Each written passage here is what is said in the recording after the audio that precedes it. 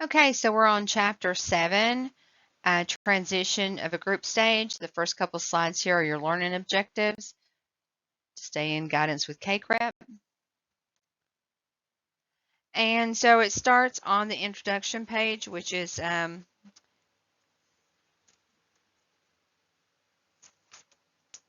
page 328, 224, I'm sorry, 224, I don't have my glasses on.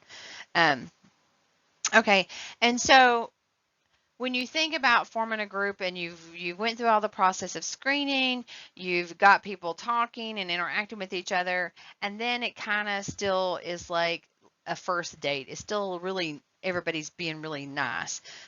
Some people may have tested the water. Some people may have had things to say, but one of the biggest concerns is that sometimes it stalls out and people are afraid of taking risk. They haven't built trust, and you really need to make sure that the problem behaviors are being monitored as well as trust is being built so that people are willing to take risk and move forward. And that's what this chapter and the phase of transition is about, getting that to happen. Some of the things that you're going to see is people are anxious and defensive. They'll use their defense mechanisms. They'll be testy. They're afraid of taking that risk and being vulnerable to the group. Um, you as a group leader are definitely going to be watched to see if they feel like that they can trust you. I mean, especially think about people that are mandated. They're going to wonder if like you're going to tell their probation officer or whoever is making them come, or if you talk about group outside of group. So you're not just the group leader, but you're also very much modeling appropriate behavior and are very involved in the conversations in the group.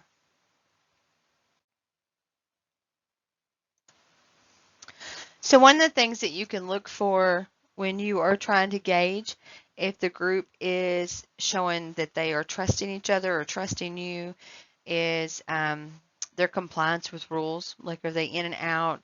Are they not showing up? Are they just taking off? Are they not respecting the group as a whole?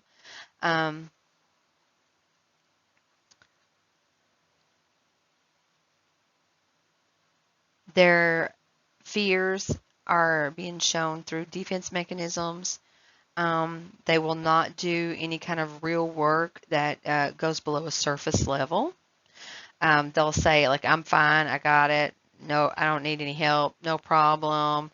Just those types of things, of acting as if they don't need the group or don't want to be a part of the group and be real with the other members of the group. And the other thing is when there is a conflict, they will avoid it or just kind of, again, just disassociate from the group. Um, why are people afraid? Same reason we're all afraid when we're in a situation and we don't know if we can trust the situation. We don't know if we can say what is truly real in our minds, right? We're afraid of if I let this out, I may not be able to maintain control. I may get so emotional that I can't hang on to the control of my emotions. I may You may judge me. You may look at me differently. You may think differently about me. Um, I don't want the group to have to help me. I don't want to take up, half the group time. So there's just a lot of reasons that people have fears, but not being able to trust in the group, being judged. Um, those are just some of the things. Some people are just going to kind of try to hide in the shadows, and that just means that the group has not built where they need to build to transition. So that's what you're monitoring for. Uh, when these things are happening and you see that you're not transitioning when you need to in that phase, you may have to confront. Um, you may have to show modeling that confronting means that you care. Like, I care enough about you to talk about this, even though it's an uncomfortable conversation. Because anytime that we confront someone about something, we are putting ourselves in an uncomfortable conversation. That's not fun to confront. And so, uh, the other things that you don't want to do is make any of the sessions about you. Um, so when you confront, you don't want to say things like, you offended me. Like, you want to talk about why the behavior is not okay. You want to talk about it in the behavior, not a you and me, them or they, we or us. Like, you want it to be very like, um, this is not okay, and this is why, and this is what happens, and this is how people feel. You want it to be more of a generalized understanding, and that does help. Um, it does help keep defense mechanisms down. If you think about having a conversation with somebody and you say something like, when somebody says something about, brings attention to a mistake that I made, it it just makes me feel insecure. Instead of, uh, you say things you shouldn't say to me. You talk to me in a way I don't like, or you always talk shit. Like, those are things that make people get on the defensiveness, right? Like, you get defensive, like, no, I didn't. But when you say it in a non-confrontational way, or confrontational but in a non-accusing way, it's harder for people to get defensive because you're not pointing fingers. You're just kind of saying, this is how this feels, and this is how this is. And it gives them space to kind of process that and recognize it without it being um, on the argumentative side, I guess. Um, in any group, whether it's family, friends, there's a lot of different personalities that come to play. And when those personalities come to play, then what happens is that you're dealing with difficult personalities. Um, when people are saying things or doing things, the book advises you to not respond with sarcasm. Uh, Maybe make statements about, like, that you recognize that they're being defensive, and maybe they should think about their, you know, um, for example, like,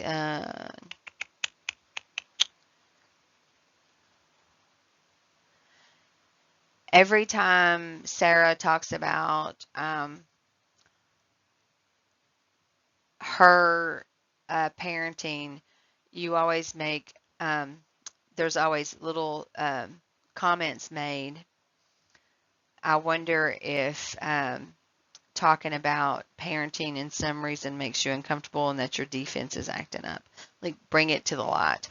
Um, and that's kind of what the next one's talking about too.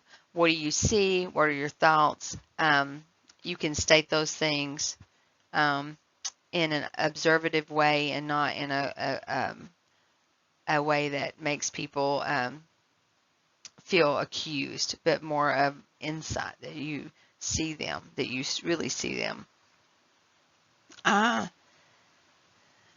by having these kind of conversations, you're also modeling how to have um, discussions and talk about things that normally would cause conflict, but instead of running from it, you just hit it head on and openly talk about it. Um, and it says avoid personalizing members' reactions. Um, so there's a lot of different things that can be an issue with the way that people act. Obviously, if someone's silent, it's awkward. If everybody else in the group is talking and you got one person kind of like in the shadow, it's hard to share when you're not being shared with. It's kind of like having a best friend that never tells you anything, right? That doesn't work. Uh, But then you have the opposite of that. You have people that monopolize the entire conversations. They have to say something all the time, very attention-seeking type behavior. You have people that take a long time to tell what they need to tell because they're storytellers.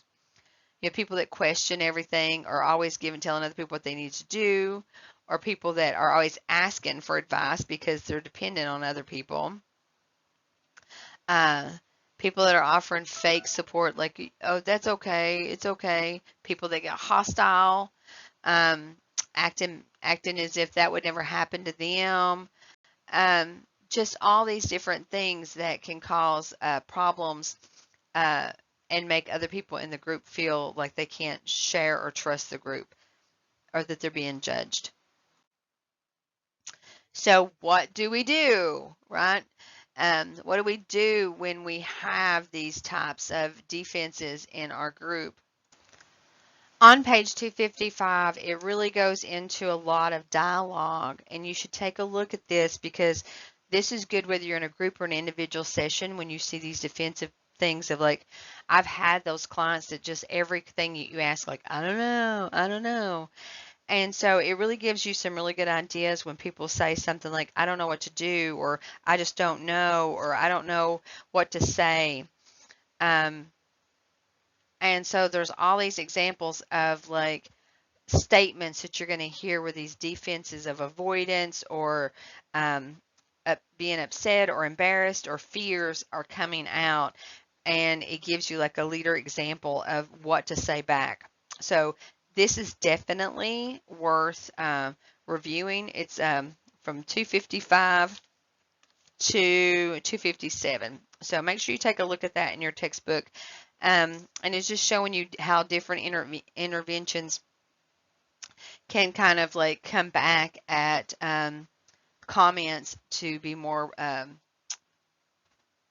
to empower the client to kind of pull forward and decrease the defenses. And that's what you want. You don't want to challenge them and run them off because they're defensive. They don't trust yet or they're afraid.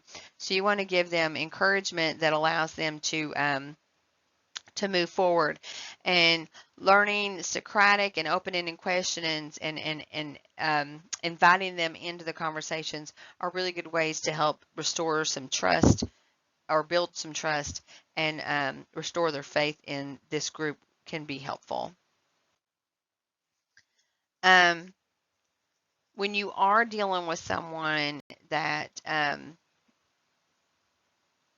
may be challenging or unwilling, the biggest issue is if they have several hidden agendas, which means maybe they're there for the wrong reason.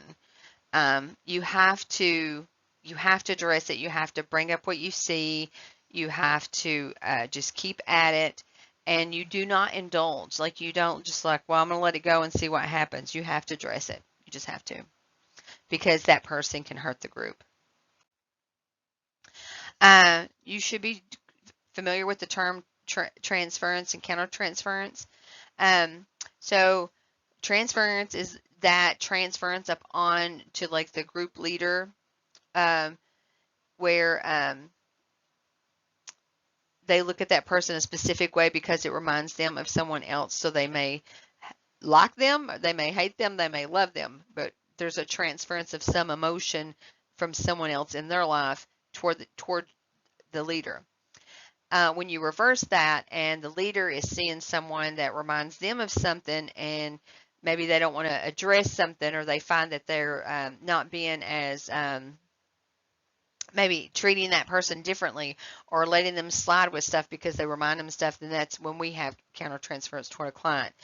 But because you have so many people in a group, then you can actually have multiple transferences because there could be a person in the group that sees another person as like that person reminds them of a family member, and they could connect on that, but there could actually be transference going on there too. So those are things that you want to make sure that everybody sees each other as who they are, so that we're all in check. Um, Co-leader issues at the transition stage could be just being negative toward each other, be the co-leader challenging the leader, how they deal with problems, or how they want to deal with problems or counter transference. Like, what if they're having counter transference issues onto someone that is uh, in the group. Um, and that is on page 267. It talks about some of the issues that you can run into. But your whole goal in the transition phase is to help each other build trust so that you can fully get ready to get in that working stage and be real with each other. And so it's kind of like I said before, it's kind of like that first date. When does it get real? When do you show not such all your good sides? When you allow that those masks to be taken off so that you can see each other.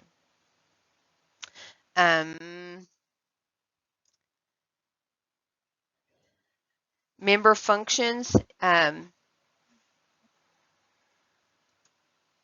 Recognize and express persistent reactions.